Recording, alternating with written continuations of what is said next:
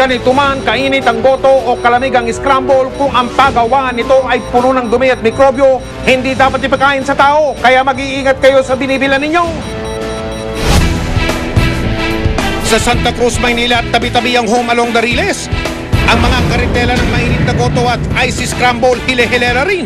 Pero nabisto namin na ang paggawa nila sa mga pagkain ating paborito, naku po, nakabanlulubo. Kaya maaari raw itong maging peligro sa tiyan ng tao. Uh-oh! Agad namin itong idinulog sa Sanitation Division ng Manila City Health Department. Maging ang mga otoridad tila hindi masikmura ang mga nakuna ng aming kamera. Uy, sumakit yung tiyan ko. Napupupo ako. Ang iniisip, magkahalo-halo kinain ko. Pero hindi na alam, dahil yung kinain nila, positive sa mga bakterya. Kasama ang investigador at mga pulis Maynila, tinungo ng mga tauhan ng Sanitation Division ng Riles sa Santa Cruz.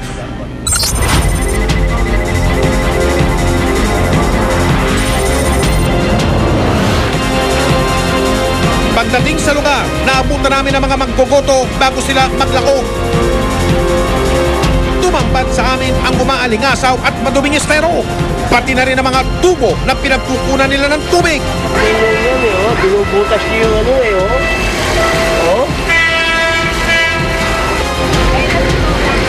Dahil sa nasaksiang kadugyutan ng mga otoridad, hindi nila napigilan na agad mangaral. So napag-alaman namin, meron doon, ang tubig na ginagamit na yung linya ba ng tubig ng Maynila, binubutas. Git naman ng mga manininda, hindi totoo ang mga reklamo sa kanila. Ito yung trabaho po namin, malinis naman po. Hindi naman basta kahit ganyan lang yan, bara-bara lang.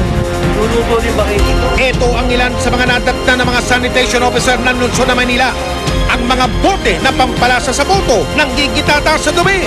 Ang mga rekadong gamit sa pagluluto, nakatiwang-wang lang sa tabi-tabi. Dumating nung araw na yun ang purong barangay na nakakasakop sa lugar. Ayon sa kanya, matagal na rin daw silang nangungunsumi sa ilang pasaway na manininda. Lahat sila, meron na silang relocation. Ngayon nagbalikan lang dito dahil andito daw kasi ngay hanap buhay nilang lugaw. Wala eh. Basta ang sabi ko lagi sa kanila, pag kayo nahuli, huwag niyo akong tatakbuhan. Dahil hindi ako nagkulang ng pangaral sa inyo, hindi ako nagkulang ng pagsasalita sa inyo. Na hanggat maaari, gusto ko ayusin kayo. Nako, mali naman talaga yan. Kinumpis ka ng mga otoridad na mga kagamitan ng mga manininda. Ilan din sa kanila ang inimbitahan para sampahan ng formal na reklamo. Sunod na pinuntirya ng mga sanitation officer ang mga naglalako ng icy scramble sa lugar.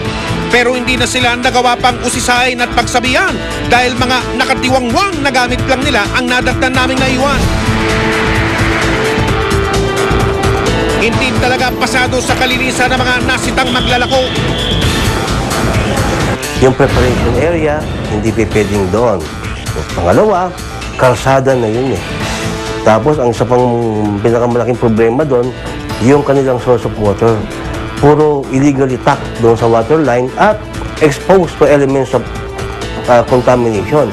Seryoso raw ang maaaring maging epekto ng ganitong problema. Kung babalikan, noong taong 2003, lumaganap ang malubhang sakit sa Tundong, Maynila dahil sa problema ng maruming tubig. Supposing nagkaroon ng medyo paghina ng water pressure, there is a tendency, there is the risk na magkaroon ng intrusion ng contaminants into the water line. What worry me most ay yung baka ayokong maulit yung 2003 na nangyari sa amin na because of illegal connection, because of yung binubutas nga yung water line, 411 ang nagkasakit at 8 ang namatay. Hindi rin nawawala sa listahan ng mga may pinakamaraming kaso ng sakit sa Maynila ang diarrhea na isa sa masamang epekto ng pag-inom o paggamit ng maruming tubig. Dahil daw hindi biro ang epekto ng kapabayaang ito, maaari raw maharap sa asunto ang mga inireklamo. Hindi natin inaalis sa kanila na makapaghanap buhay. Pero ang paghahanap buhay should be within the bound of law. Ating pong i-refer sa police authorities, okay, sa task force kaayusan, that they should be prevented from doing business there, no? Agad ding ipinarating sa kumpanyang Maynilad ang natuklasang problema sa mga linya ng tubig sa naturang lugar. Abay talagang pinagbububutas yung linya ng tubig. Nang araw na yun, rumesponde ang mga tauhan ng Maynilad.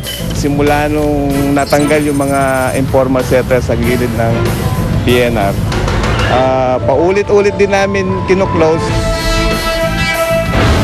Natukoy ang mga binutasang tubo at iligal na ginagamit ng ibang tao. Pati mga koneksyong pilit itinago na buko. Bago lang eh, oh. Bago lang yung simento eh.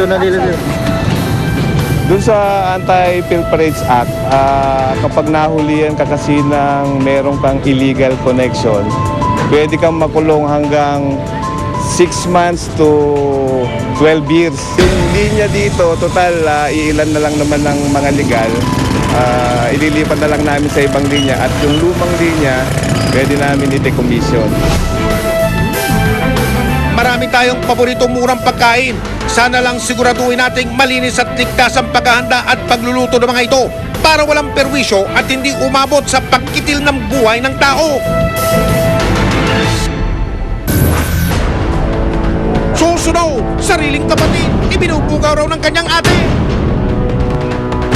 Hindi ka pumaya sa mga